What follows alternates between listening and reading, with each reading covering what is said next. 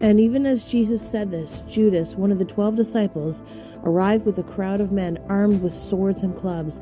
They had been sent by the leading priests and elders of the people. The traitor, Judas, had given them a prearranged signal.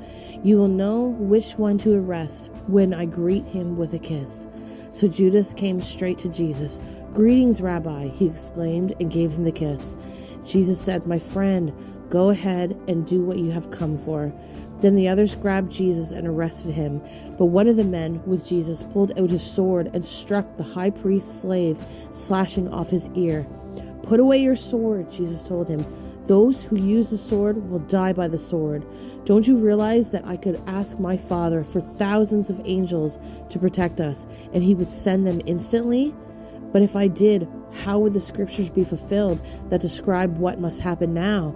Then Jesus said to the crowd, Am I some dangerous revolutionary that you come with swords and clubs to arrest me? Why didn't you arrest me in the temple? I was there teaching every day, but this is all happening to fulfill the words of the prophets as recorded in the scriptures. At that point, all the disciples deserted him and fled. Then the people who had arrested Jesus led him to the home of Caiaphas, the high priest, where the teachers of religious law and the elders had gathered. Meanwhile, Peter followed him at a distance and came to the high priest's courtyard. He went in and sat with the guards and waited to see how it would all end. Inside, the leading priests and the entire high council were trying to find witnesses who would lie about Jesus so they could put him to death. But even though they found many who agreed to give false witness, they could not use anyone's testimony. Finally, 2 men came forward who declared, This man said, I am able to destroy the temple of God and rebuild it in 3 days. Then the high priest stood up and said to Jesus, Well, aren't you going to answer these charges? What do you have to say for yourself? But Jesus remained silent. Then the high priest said to him, I demand in the name of the living God, tell us if you are the Messiah, the Son of God. Jesus replied, You have said it. And in the future you will see the Son of Man sitting in the place of power at God's right hand and coming on the clouds of heaven. Then the high priest tore his clothing to show his horror and said, Blasphemy! Why do we need other witnesses?